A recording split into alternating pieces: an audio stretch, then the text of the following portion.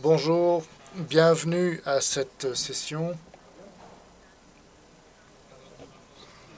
au cours de laquelle nous allons aborder les questions de la vie privée et Covid-19 et passeport sanitaire.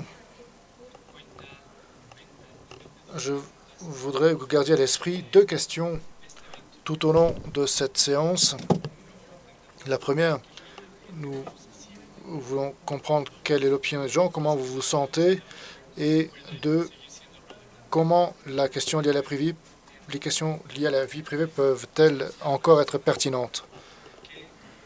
Je pense que concernant les passeports sanitaires de Covid-19, il y a une nécessité de bien comprendre comment se sentent les citoyens vis-à-vis des schémas pour lesquels les informations sensibles sont récupérées au niveau des populations entières.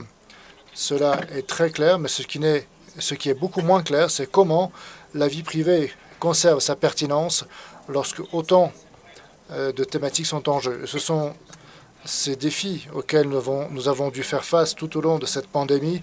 Comment garantir que la vie privée soit considérée dans ces schémas qui sont absolument fondamentaux pour l'ouverture de la société afin de pouvoir lever les restrictions à nos possibilités de nous déplacer, de voyager, à nos libertés civiles dans leur ensemble et aux besoins de revitaliser nos économies. Alessandra Pierucci est en excellente position pour pouvoir parler de ces défis en tant que présidente du comité de l'accord 108. Alessandra a une perspective singulière basée sur sa participation au traité recueillant 50 signataires en Europe et au-delà. Alessandra est dotée d'une grande expérience en matière de protection de la donnée, la protection de la vie privée des données personnelles en tant qu'avocate. Alessandra, je vous cède le micro.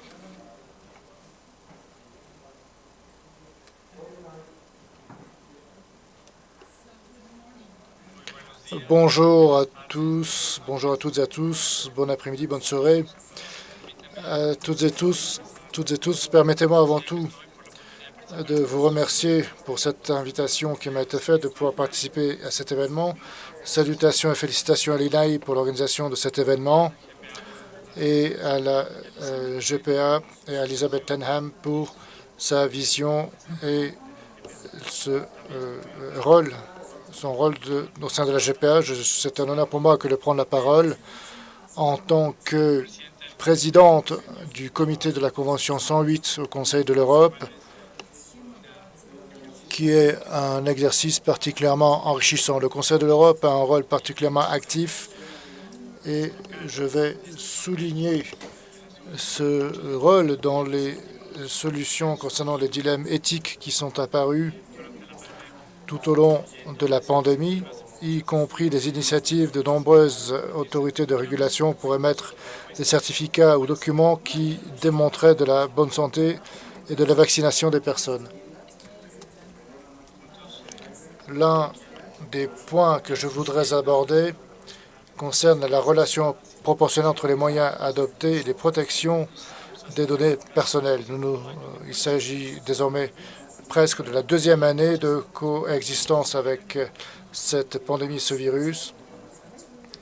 Et les certificats aujourd'hui sont un outil pour récupérer nos libertés ou au contraire pourrait-il s'agir d'un outil de discrimination massive? Sont impliquées des questions de santé, la possibilité de voyager, d'assister à des événements culturels et sociaux. Et nous avons entendu ces questions et les réponses ne sont pas uniquement aux mains des autorités sanitaires. Ces questions sont également, comme bien d'autres thématiques qui ont été soulevées du fait des passeports unitaires, par exemple la redistribution des vaccins à l'échelle mondiale et les manières de cette propension à l'égard du vaccin qui a cristallisé les tensions entre les pro-vaccins et anti-vaccins et la création également de groupes vulnérables. Les questions éthiques vont au-delà de ces points. Je voudrais aborder cette première question. Comment garantir la proportionnalité entre les mesures adoptées et la protection des données personnelles? Sans aucun doute, certains éléments peuvent favoriser cette proportionnalité. Il y a également énormément de leçons acquises à partir de ces pratiques au fil de ces 2 ans. L'établissement de nos certificats et la recommandation de moyens législatifs qui accompagnent ces moyens et donc sont recommandés, mais ne sont pas nécessaires. Ce ne sont pas les seuls, ne sont pas uniques. Nous voulons qu'il y ait donc une évaluation de l'impact des répercussions de ces mesures adoptées et leur efficacité.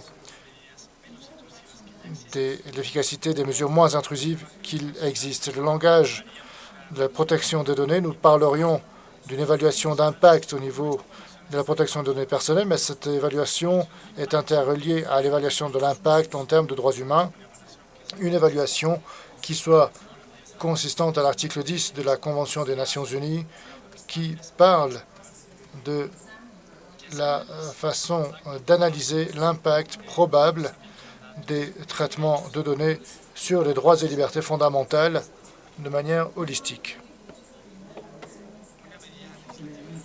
Une mesure législative de haute qualité signifie qu'il existe un fondement juridique qui indique précisément quel est l'objectif recherché en faisant référence au type de personnes, autorités et entités publiques et privées qui sont autorisées à accéder à ces données, ou à des catégories de données impliquées et la portée de ces données d'accès. Et tout ce qui peut être utilisé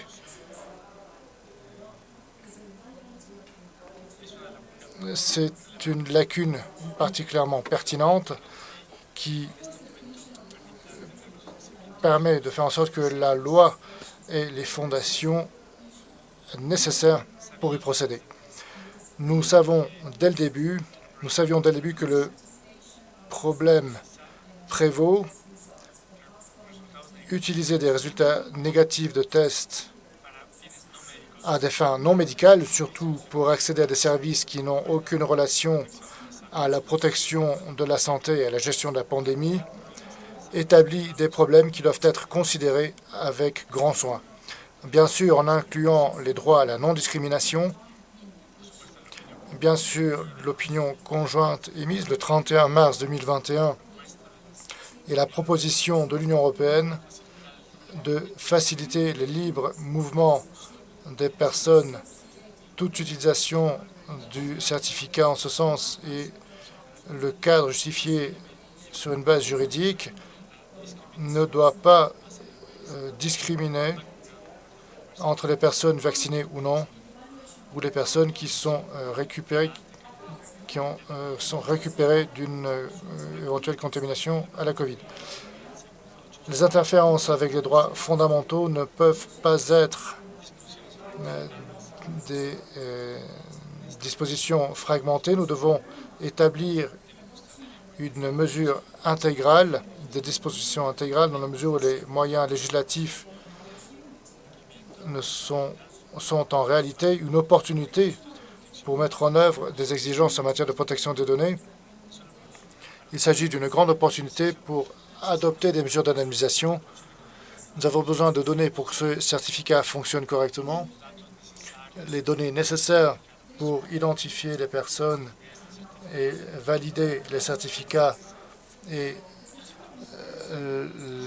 la garantie du certificat qui doit être basé sur un modèle singulier sans révéler les motifs pour lesquels il a été obtenu,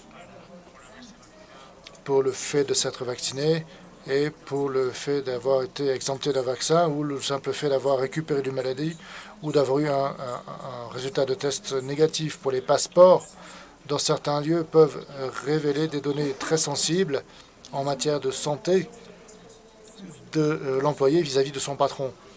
Donc, s'il y a également toute la question de la protection des données sensibles, et en ce sens, l'opinion mentionnée précédemment nous rappelle que du fait de l'état diversifié des états de vaccination dans différents États membres, Et l'ordre de priorité pourrait faire en sorte qu'une jeune personne vaccinée, alors qu'une autre personne dans la même catégorie d'âge n'a pas été vaccinée, il y ait un trait qui justifie d'avoir une vaccination précoce, tout comme une personne ayant un schéma vaccinal entamé. Les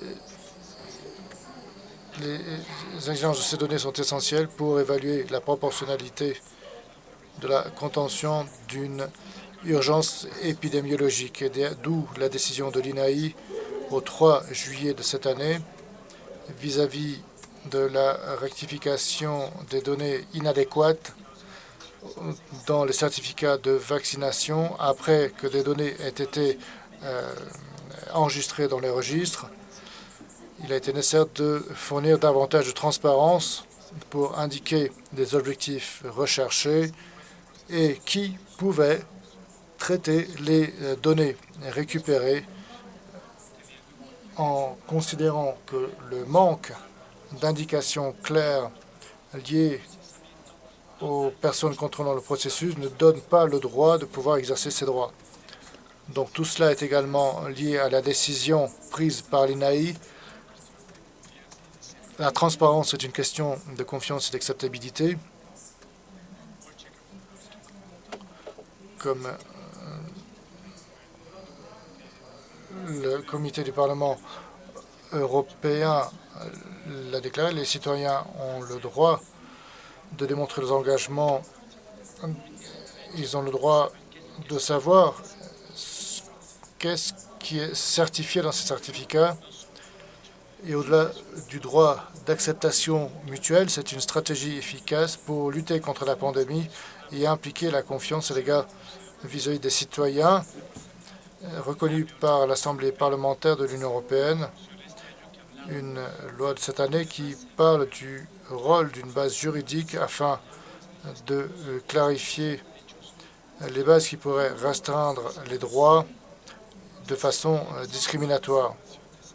On voit que le fait de partager des informations de santé liées à la santé avec les médecins doit reposer sur la confiance. Et le traitement à la censure s'applique à l'égard des autorités qui ont accès à ces informations. Une plus grande responsabilité de contrôle des systèmes de politique publique de la part des villes.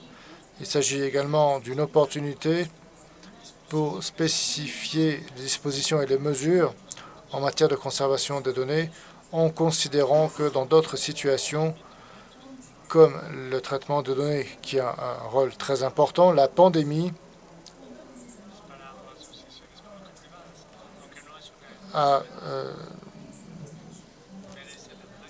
vraiment fait exploser la relation entre autorités publiques et autorités publiques, tout ce qui est en lien avec les personnes,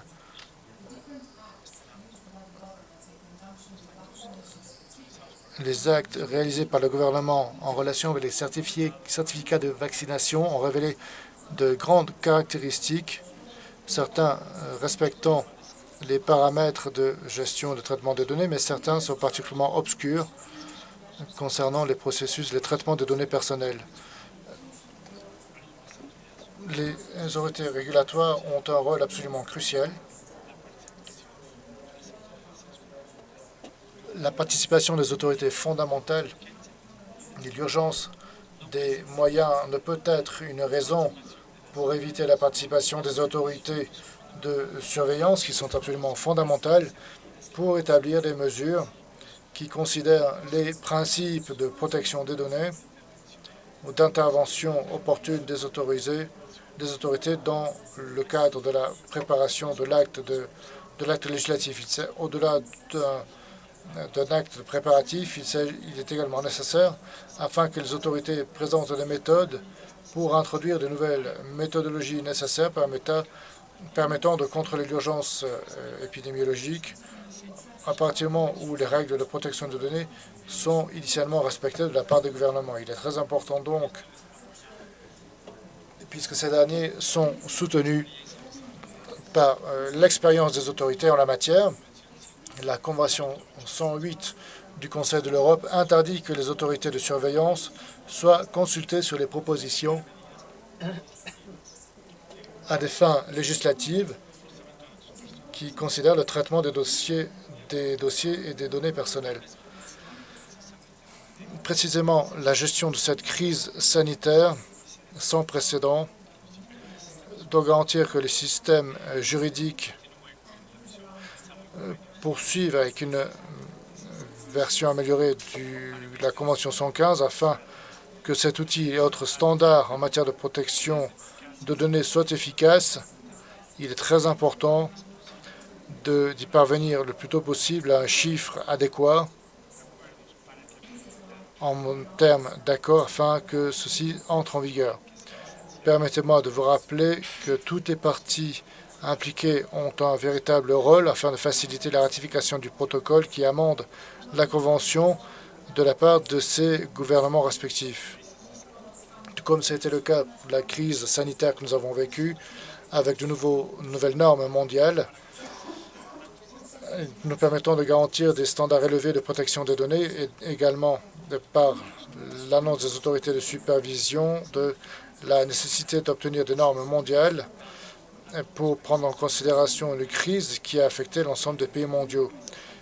La gestion de cette crise sanitaire, il ne s'agit pas de l'altruisme, alors c'est bien sûr fondamental pour garantir les intérêts de tous les États, mais tant que le virus continue sa propagation, aucun pays ne pourra se sentir en sécurité. La coopération devient une espèce d'antivirus pour le monde, comme l'a dit le professeur Yuval Harari.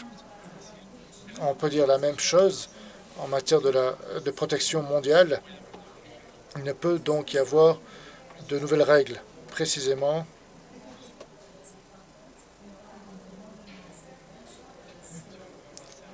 la Convention modernisée fournit le cadre pour de nombreuses activités développées par le comité de consultation que j'ai l'honneur de présider, afin de pouvoir aborder ces questions de problématiques de protection de données et d'informations, afin de pouvoir appliquer de nouvelles mesures luttant contre la pandémie. Et de mesures ont été publiées l'année dernière qui nous rappellent que les principes généraux de protection des données sont complètement compatibles et conciliables avec les droits fondamentaux et avec des intérêts publics tels que la santé publique. Dans la première déclaration conjointe sur le droit à la protection des données, dans le contexte de la pandémie de COVID-19, publiée en mars 2020, soulignait que les États devaient uniquement prendre des mesures temporaires nécessaires et proportionnelles à l'obtention des objectifs légitimes poursuivis dans le respect des droits humains, de la démocratie et de l'état de droit. La deuxième déclaration conjointe d'avril 2020 réitérait que le traitement des données pour les personnes à grande échelle pouvait s'effectuer uniquement sur la base scientifique et si les bénéfices en matière de santé publique de cette surveillance numérique pouvaient fournir des solutions moins intrusives. Il y a également une nécessité abordée concernant la partie intégrale de la stratégie épidémiologique basée sur la confiance, que celle-ci soit garantie avec des exigences beaucoup plus robustes permettant de garantir un lien entre l'architecture des données et l'interopérabilité, la transparence, la supervision et le savoir que nous devons garantir. Au tout début, tout ce qui était considéré comme étant applicable par des certificats de vaccination qui souvent sont accompagnés de leur version numérique, y compris la nécessité de disponibilité des certificats de façon sur format papier et numérique afin de garantir l'inclusion de toutes les personnes. Comme cela a été dit dans une déclaration du comité de bioéthique, le Conseil de l'Europe au 4 mai de cette année, en relation avec ses outils et besoins concernant la vie privée, qui considère spécifiquement l'une des questions établies en introduction. Sachez que l'unité du Conseil de l'Europe publie un rapport concernant les solutions numériques pour lutter contre la COVID-19 qui aborde la problématique de comment traiter les données personnelles de 55 États membres en relation avec la pandémie. Le résultat, bien sûr, étaient des pratiques suivies par l'ensemble des parties, comme l'évolution des données d'autres principes, tels que la mise en œuvre de solutions numériques afin de pouvoir mettre en œuvre les mesures de santé publique, qui peuvent être améliorées, surtout en relation avec l'usage obligatoire et la restriction des cas contacts sans limite de temps. Le comité de Convention 108 a publié une déclaration conjointe liée à la COVID-19 et l'utilité des moyens de ces processus de vaccination est très claire, ainsi que la légitimité des gens de retrouver leur liberté qui avait été restreinte au début de l'épidémie, mais le traitement de ces données personnelles, cela a été souligné comme indiqué par l'article 16 de la Convention modernisée, exige donc qu'il n'y ait aucune discrimination si quelqu'un n'a pas pu se vacciner pour une raison ou pour une autre. Eh bien, une alternative qui devrait être proposée et considérée. Cela nous amène à une autre série d'observations. Il y a deux considérations qui ont été identifiées depuis le début du débat sur l'équilibre adéquat entre les besoins de lutter contre la pandémie et la conservation des droits humains. Le premier aspect est exactement ce dont j'ai parlé, que les alternatives doivent proposer des alternatives à la vaccination pour éviter toute pratique discriminatoire. Afin d'éviter des pressions indues sur les personnes qui n'ont pas pu se faire vacciner, si les passes sanitaires sont disponibles, l'importance des alternatives identifiées comme étant une priorité pour la communauté en termes de protection de données est absolument cruciale et pertinente, en considérant surtout que les certificats peuvent être utilisés pour faciliter le mouvement et la liberté entre les États et pour d'autres fins également. Nous devons rappeler que de nombreuses personnes vulnérables peuvent être affectées par un usage non conforme des certificats et des données contenues, comme la Convention interaméricaine des droits de l'homme a mentionné. Nous devons apporter des garanties afin de pouvoir protéger les informations personnelles des migrants, des réfugiés et de toute autre personne en contexte de mobilité humaine dans des mouvements résultant de fuite face à la pandémie.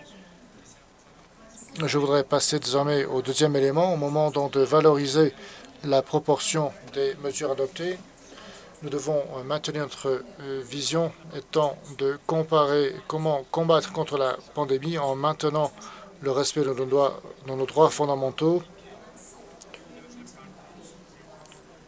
Et que cela fait partie d'une stratégie complète et intégrale afin de réévaluer les mesures extraordinaires. Dès l'apparition des premières mesures contre la pandémie, à commencer par la restriction des libertés telles que le confinement, jusqu'à l'utilisation et l'application des surveillances des cas contacts. La nature de ces mesures est importante car en suivant l'évolution de la pandémie, on nous demande un carnet de vaccination, qu'on se soit vacciné et que le cycle soit complété. Donc, on va étendre et pérenniser les mesures qui seront appliquées dans des circonstances extraordinaires, quoi qu'il y ait toujours une urgence sur notre horizon proche. Alors, il est important que le Conseil de l'Europe s'assure que cela se limite à la restriction du COVID et qu'elle ne soit pas appliquée dans d'autres circonstances sans avoir fait une analyse publique et démocratique sur la surveillance adéquate. La Cour européenne des droits humains ainsi que d'autres cours vouées aux droits humains régionaux doivent analyser la proportionnalité des mesures qui ont été prises pour combattre la pandémie et doivent développer une jurisprudence pour l'interprétation de l'article 15 de la Déclaration universelle des droits de l'homme, où il est établi que les possibilités de déroger, éliminer les mesures liées à l'obligation d'assurer les libertés protégées par cette convention. Et les États, on a octroyé aux États une liberté pour agir, alors ils ont une responsabilité vis-à-vis de leur nation pour déterminer si la vie est menacée par une urgence publique ou sanitaire et voir dans quelle mesure il sera nécessaire de gérer l'urgence en appliquant les dites mesures. Mais vu les articles spécifiques, une pérennisation des pouvoirs généraux de niveau exécutif, cela n'est pas permis. Les États membres du Conseil de l'Europe en avril 2020 ont établi une convention qui établit le respect des droits humains dans le cadre de la crise sanitaire déclenchée par la COVID-19 et il est clair qu'en déclarant l'état d'urgence, le pouvoir d'un gouvernement pour légiférer se limite exclusivement à la déclaration de l'état d'urgence et toute loi adoptée, promulguée au cours de cette période d'urgence se limitera exclusivement à la période de l'urgence. Et suivant le principe de la nécessité, les mesures d'urgence devront parvenir à leur fin avec une altération minimale des procès démocratiques. Et comme je l'ai déjà mentionné, le pouvoir du gouvernement de pouvoir déclarer des différents niveaux d'urgence, cela ne va pas résulter en une lettre blanche à la législature qui sera adressée au pouvoir exécutif. Donc, la Commission européenne a établi un observatoire en vue de réduire la courbe du virus et a manifesté que la sécurité publique et la sécurité sociale ne pourront être garanties que dans le contexte de l'état de droit. Et j'en ai presque terminé avec mon intervention et je passe aux conclusions.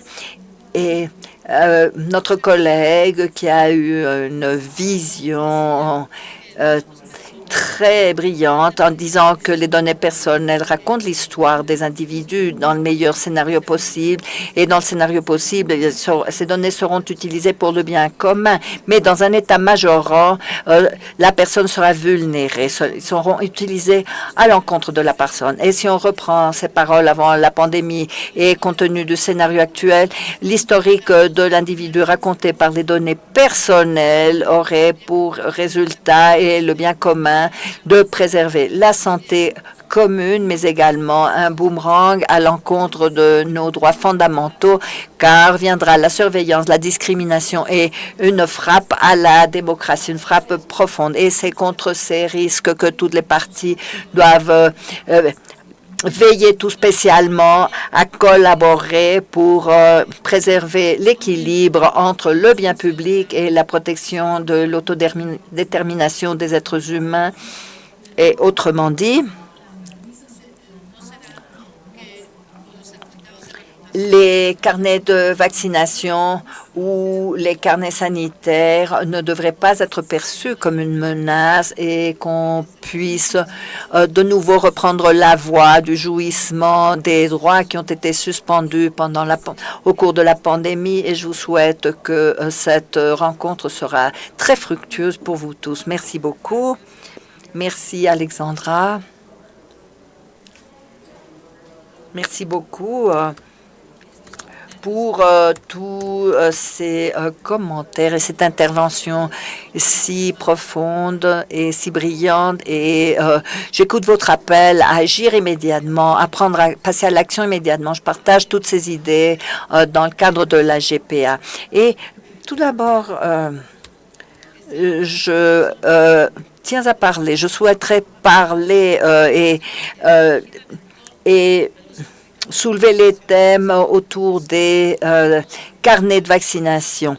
Et je suis très reconnaissante pour ce forum et qui sera géré par les autorités de gestion des données, par le biais de la GPA et tout spécialement par notre groupe de travail et qui porte sur ce thème. Et vous avez également parlé